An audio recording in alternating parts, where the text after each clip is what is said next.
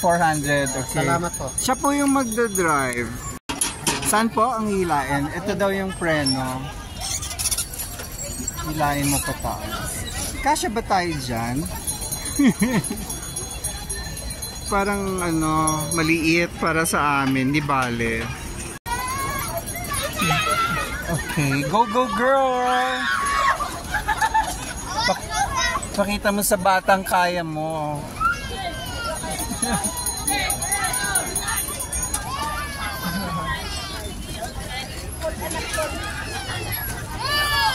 Oh, kita mo sila.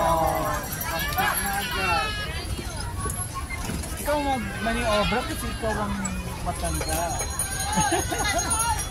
Oh, diba? Yeah.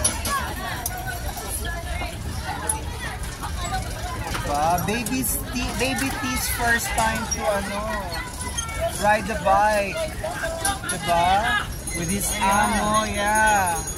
Oh. Daddy. Good daddy. Good daddy. Okay. Yeah. Ano lang. Ang pace namin, daddy, karosa. Diba? Pang Flores de Mayo.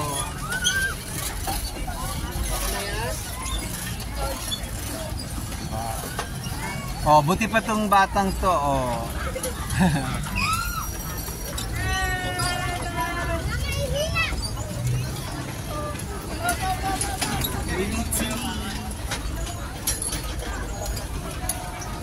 Why are you so slow, TTT? Because it's heavy. We are heavy. This is the fastest. Oh, buti pa sila, oh. Dapat yan ang pala natin. Yung dalawahan. Nabudol tayo dito sa pangbata. Nakapagod to, ah.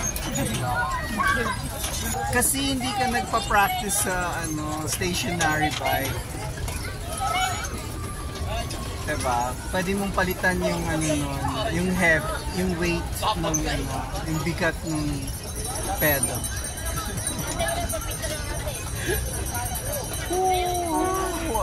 How does it feel like, TVT? Diba? It's tiring. Exhausting. Fatiguing.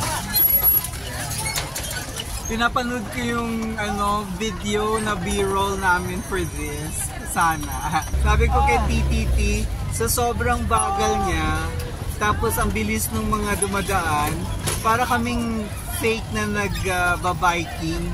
Kasi para kaming hindi gumagalaw. Parang we're not moving forward.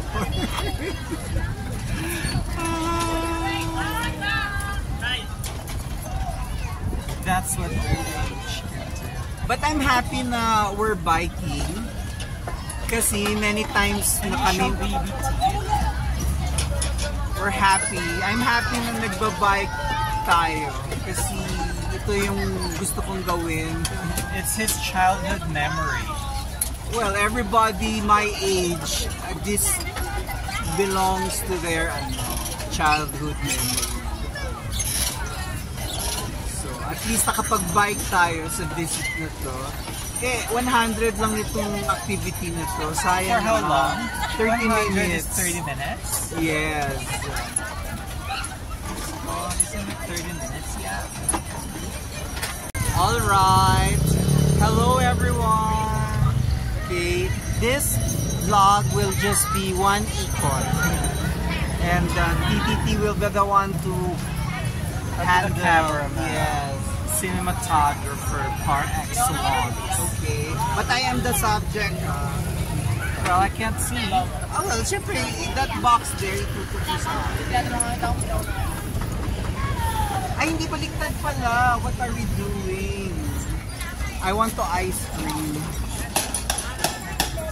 After that very challenging activity, kailangan natin mag-ice cream. Okay, we have scramble. I think I wanna scramble than ice cream. Are you going to ice cream or to scramble? I have the strawberries. Okay. Magkakano po yan?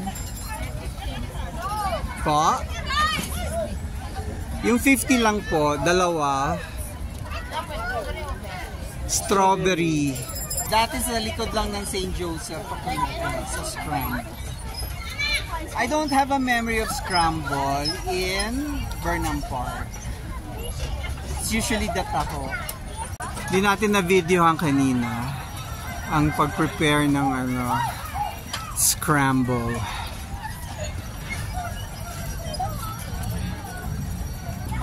Pinabangga natin bata. So tayo nga, nakabangga pa nga ng bata. Ayan. There's a Scramble.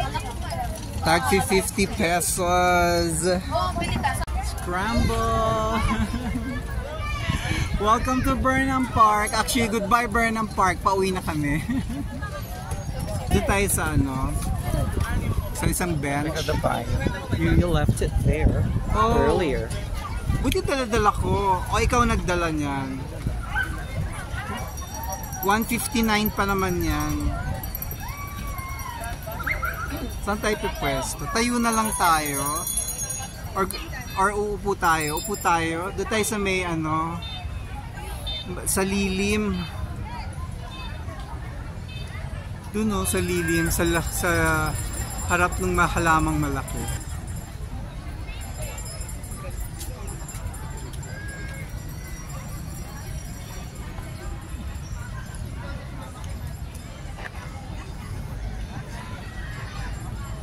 Ay, kapagod. Scramble na tayo. Okay. Huwag ka siguro masyadong maraming kainin kasi pero powder milk naman yata yung nilagay. Scramble. May totoong strawberry. Ang tamis, super.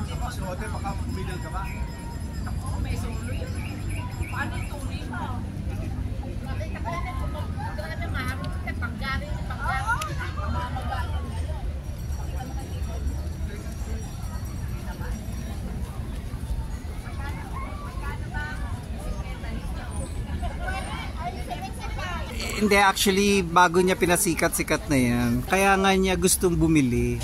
Kasi, but since Welcome to Baguio Country Club, without membership, pop-up, diba? That's the closest thing, Hindi tayo pumunta sa, bukas pa ba yung nyo? Yung sa Outlook, na na restaurant, na kayo din ang nagmamanage. Okay. Hindi tayo pumunta dun, nandun na tayo kahapon.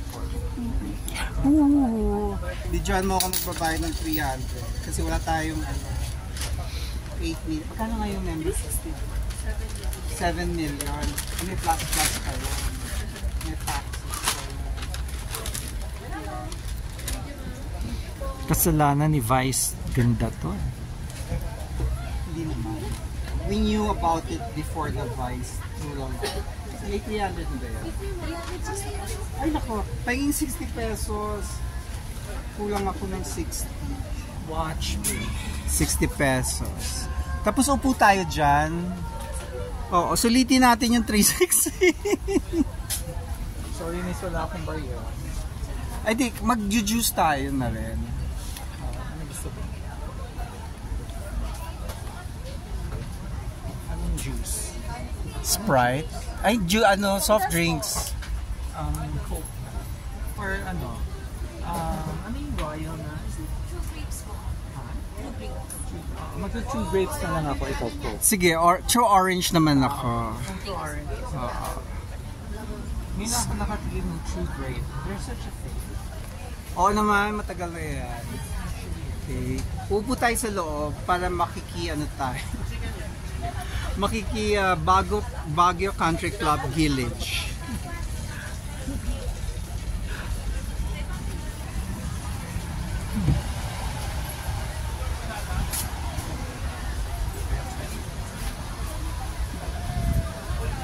Dito tayo malapit sa cooler detach.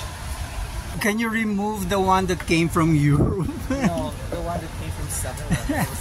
Just like that. Alright. TTT will do the honors of unboxing the raisin bread from the Baguio Country Club. Vice members' favorite. Alright. So, we need to befriend Ami Lopez. Ami Perez. Sino ba si Ami Lopez? My teacher in college. Okay. Huwag mo naman buksan lahat. There lang. Yes. Okay. Wala tayong knife. Ano ba to? Pre-cut? Ah, okay. But you will lend us Ang cute naman ng t-shirt ng Baguio Country Club. Yan. Mr. TTT, do the cut. Do the honors. Baka mahulog yung mga racing. Saan yung mahal? Lakayan mo na yung cut.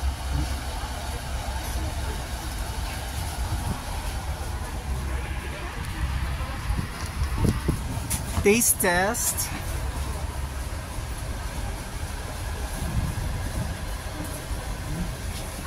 Tastes like raisin. Lakasan mo, malakas yung Tastes like raisin. So many. So, abot mo sa akin. Yan ang laman ng ating raisin bread.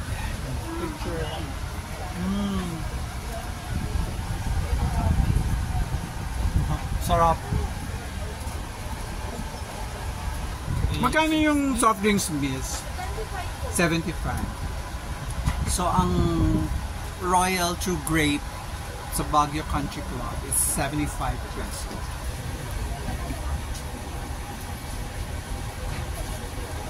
Iniisip ko kung mag-boating kasi 200 to 300 yung price range. Depende kung anong klaseng itsura ng I guess goodbye boating kasi pinambili na natin yung 300 ng another Baguio experience. At least we still have something to do next time. Good biking stint of hours.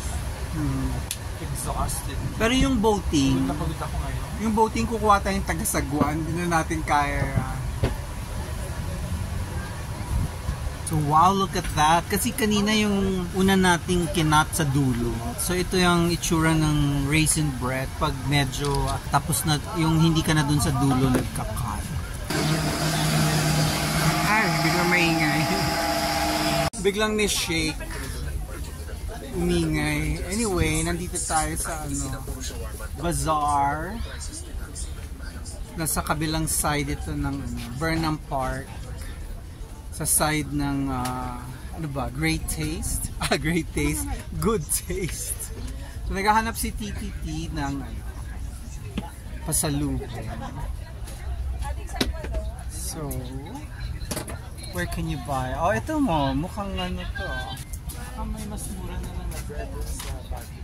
So balik na lang. Oo, diba? Oh, ayan, we're back na sa Baguio Country Club. Tinatawanan ng mga kulagi ang bread. Adobo pandesal po, cinnamon, brownies, sausage roll, ham and cheese, and Yung aabot tomorrow sa office. abot naman po siya 3 to 5 days po. Ano tong isang bread na maliit na? Ito po, banana bread and carrot po. Take 3. Yes, you're looking at Patria de Baguio. And if you're familiar with Session Road, this is Upper Session Road. Konting kembot away is the bus terminal. We're going home with a heavy heart again.